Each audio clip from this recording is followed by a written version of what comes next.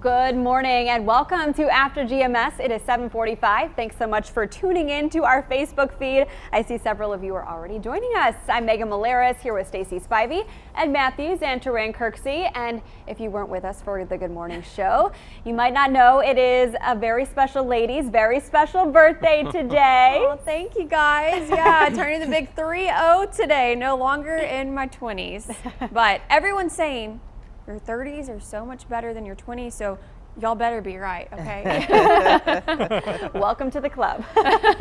Well, and you're welcoming me with a lot of sunshine out there, Taryn. Yeah, we did it just for you. This forecast just for you. I wish I could control the weather like that, but it did work out nicely if you have any birthday plans outside this afternoon. And if any of you all have any outdoor plans, the weather's going to be pretty nice today. The only fly in the ointment will be the wind. It will be fairly windy out there. I think we'll have wind gusts in excess of 25 to 30 miles per hour at times, with high temperatures in the low 60s. Tomorrow even better. The winds are lighter and temperatures are warmer with highs in the mid to upper 60s. And then the weather goes a little bit downhill as we head towards the weekend. Not looking like a complete washout at this point. Of course, we'll keep you updated, but for now we'll keep the rain chances in the 30 to 40% range starting on Friday on into next Monday. That's a quick look at your forecast. All right, and our first conversation is about this forecast because it's what a lot of people are talking about. After 2 ice storms in the Triad in the last week, finally we get a break in the weather. Yeah, so this morning we want to know, are you making any outdoor plans the next 2 days? Let us know in the comments section below. I'm thinking I'm going to have my birthday dinner outside tonight because it's going to be so nice. And I was talking about this earlier on the Good Morning show. I feel like it's going to be kind of a shock to the system. We're used to it being so cold that today's 60, potentially 60s, may feel like closer to 70 because our bodies are just not used to it. But hey, I'm not complaining at all.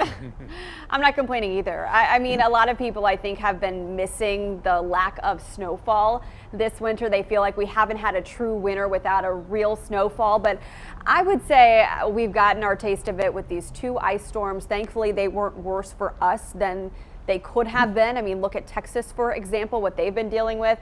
I think we just call this winter a wash and move on to spring and summer and see what winter throws our way next year, Ed Matthews. What do you say? I think that's a great plan. Let's see if we can implement that. I think that would be great. I don't have any specific plans, but I tell you what, I am thinking about, no surprise here, I've gained a few pounds over the winter months. Yeah, you know what I'm talking about. So I'm thinking about maybe a bike ride, pumping up the tires on the bike and, really taking advantage of today and especially tomorrow. We're forecasting mid and upper 60s, and even Thursday, another beautiful day, because it's only going to last 3 days. So you better soak up the warmth and the sun as much as you can. Yeah, Taryn Kirksey, I'm excited about going for a walk today in the sunshine. You guys doing anything outside? Oh yeah, definitely going to just spend as much time outside on the back deck as we can, really the next few afternoons.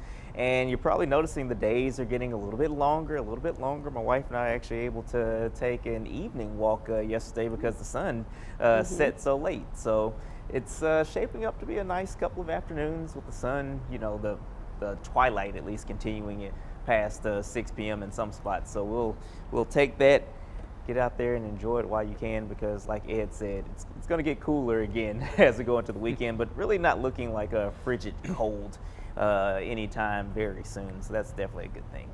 Yeah, all good news. You're right about the days getting longer, though. I mean, we were on a walk last night, and all of a sudden we get back to the house, and I look at the clock, and it's 6 o'clock already. I'm like, wait a second. We got to eat dinner, get the baby bathed, get everybody to bed. I got to go to bed for work the next day. It is nice, but you got to readjust your mind to be thinking, okay. Yeah, that sign that spring is coming, which I know a lot of people are happy about. And a lot of people have plans. Megan, Charlie said he's going to go for a walk as well today. And then somebody else said that they're going to go for a run. And I'm trying to find who it is, because I got to say, good for you for going for a run. I'm proud of you. Joe said shorts. Yes, with lots of S's. Yeah, finally can put the shorts back on. Oh, it was Bill saying that he was going to go running after work. And let's see. As soon as you get the shorts out, Bill, you know what's going to happen. yeah. It's going to snow or something. Yeah. Oh, and Joe also said we did the fajitas on the grill last night. That sounds good. Now, definitely maybe some ice cream weather today. Maybe. Yeah, possibly. I think you can do it if you feel like it. Yeah, go for it. Why not? I say why not. I've been eating ice cream all winter long, and I didn't let the cold stop me. So go for it. And grilling does sound like a good idea. You know, if this was like a Saturday or a Sunday where we had temperatures like this, I might have to break out the smoker and put some ribs in. Oh, boy. Yeah, we'll be right over. That's going to have to wait a little bit, though, since it's not the weekend. All right, let's get to our headlines now before we get to our second conversation this morning. Savannah Childress is back home safe with her family after 10 days of a nationwide search. Investigators found her in Arkansas with her kidnapping suspect. Since being rescued, Savannah is now home, and investigators say it has obviously been emotionally and physically trying for her. She is being evaluated. According to police, the suspect, William Ice, the alleged kidnapper, was in contact with 10 minors in the triad. He died from a self-inflicted gunshot wound after Arkansas police found them. Mebane police are looking for information after someone shot and injured an 8-year-old boy. Officials say the child was shot in the back on Saturday while riding in the car with his family on Stagecoach Road. Police say the boy is stable at the hospital. Alamance County Crime Stoppers is offering a $2,500 reward for information leading to an arrest. Starting tomorrow, teachers and school staff will be eligible for the COVID-19 vaccine in North Carolina. The Guilford County Health Department will start administering the shots on Thursday. Teachers and staff will be vaccinating based on the age and groups of students they serve. You can find that breakdown on WFMYnews2.com. Governor Roy Cooper has ordered all flags in the state to fly at half staff through Friday night. This comes after the nation reached 500,000 COVID-19 deaths. North Carolina accounts for nearly 11,000 of those. The governor asks North Carolinians honor the lives lost with a moment of silence. Well, college is a dream for many high school seniors and a reality for those currently enrolled. But the pandemic has left many students wondering how to financially manage this educational investment. WFMY News' Candace Redd has some tips from an expert. The ongoing COVID-19 pandemic is to blame for fewer students entering colleges or universities. In fact, a recent report by the National Student Clearinghouse shows that enrollment at community colleges nationwide dropped 10% from fall of 2019 to fall of 2020. And the report also shows four-year colleges and universities experienced only slight declines, beating many predictions that the outcome would be worse. Now, even in good economic times, many college students struggle to stay in school while juggling the demands of supporting families, paying rent, and covering tuition.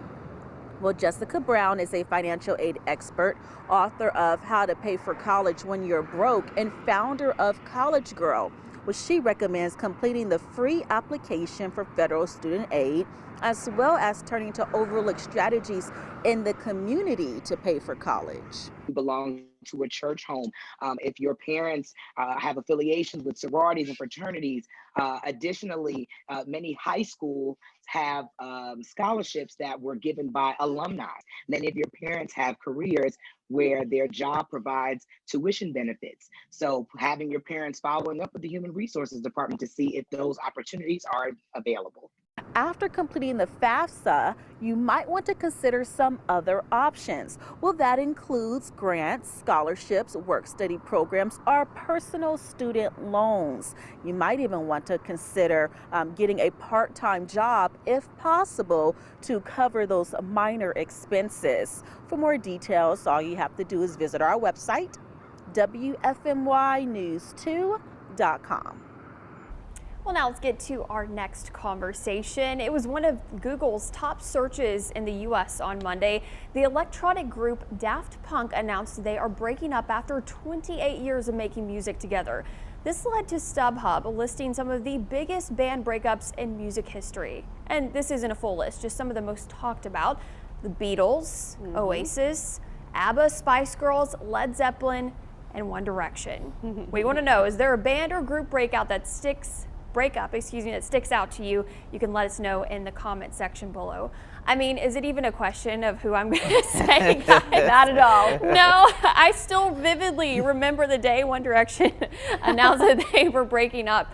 I was in my first job market, and someone actually told me in my IFB in my ear when I was in the middle of a show that they were breaking up. How sad is that? That is hilarious to me, because when you and I, we're the same age, when you and I were, kids, it was like the NSYNC, the Backstreet Boys. So, I didn't get on board the One Direction train, really. I mean, I like Harry Styles and I like some of their solo music that's come out, but I wasn't really into the boy band phase after preteen years. I don't know. I never grew out of the boy band phase. Let's be honest. I still love boy bands to this day, but yeah, so obviously sad when like NSYNC broke up. They still all remain friends, which is nice, but One Direction was just a band. I just liked their music, and then I started learning more about them, and they fascinate me because they're British too. So speaking of NSYNC, I was just reading up on this because that's the one that sticks out to me. Apparently in 2002, it wasn't an official breakup. The band went on hiatus because they were touring these huge shows every single weekend, and obviously that wears and tears on anybody. So they went on a little bit of a break, and then Justin started reaching out with his solo albums, and then JC Chavez got a solo album, and so they never really got back together. So it was like this indefinite hiatus that turned into a breakup, not some big dramatic thing. Taran, he was laughing at me the whole time I was talking. I saw you, Taran. Hey, you like what you like. I'm not mad at it. I'm a fairly eclectic musical person myself. So, I did not know that Led Zeppelin broke up. That's a little bit before my time, but I like their music. Kashmir and Stairway to Heaven are two of my favorite Led Zeppelin songs. I didn't know that they broke up. I think the Beatles is the one that really comes to mind. That's one that I knew of even as a kid, even though it happened long before I was ever thought of. But, definitely a big band breakup there. So, you hate that happens, but life happens, and sometimes folks just have to kind of go in different directions. But man, I did not know about Led Zeppelin. I didn't either, because they were together when they had their Rock and Roll Hall of Fame induction not too long ago. Exactly. So I just assumed they never broke up. But hey, the more you know, right? The more you know. What do you think, Ed? Well, Led Zeppelin was great. Boy, I think I was in like high school and rocking and rolling to them, but I was a big Kiss fan. Can you imagine Ed Matthews being a rocker? Yes, I know I can. I know I don't come across as a big rocker, but yeah, I used to shake my head and pretend to be playing a guitar and all that. I'm not so sure that Kiss officially broke up. They just kind of, I guess, ran out of hit songs, but they have and this is a good thing about a band breaking up. They always have the opportunity to come back for a reunion tour or something like that. I have seen Kiss in concert here in Greensboro over the years about 3 different times for a final tour. and so, just because they break up doesn't necessarily mean it's over. When they get older, they need some cash, so they go on a tour. Let's make some money. So you're saying that there's a chance One Direction could get back because when they get older, they're going to need money. Absolutely. Well, I don't know about the financial stuff, but they make this big comeback, and obviously they're very popular. And they make this big comeback, and the fans just swarm the Coliseum. So yeah, there's certainly an opportunity for many of these bands that have quote unquote retired to come back. Yeah. Nothing wrong with the cash grab if folks want to come watch you. Well, Jason Hutchins brought up Guns N' Roses when they broke up, but they got back together. I mean, they toured in the Triad not too long ago, a couple years ago. I was trying to get tickets, and it never panned out. Actually, my dad and I, our father-daughter dance at my wedding was to Sweet Child of Mine for Guns N' Roses, the acoustic version. Eric Chilton choreographed it and sang it, so just a fun memory. Yeah. Well, also people were talking about Brooks and Dunn. I didn't realize, aren't they back together now? I can't keep up. I don't know. But a lot of people are weighing in. Well, Jason made me laugh. He said it's Britney's fault that NSYNC broke up. Ha ha. Oh, come on now. Joe said Joe said new kids on the block. I think Tracy's a big fan of them, right? And then Joanne said, Tommy Dorsey's orchestra. I'm very old. It's okay. I'm clearly very young because I'm the only one that likes boy bands still. Young in spirit. Yes, in my heart.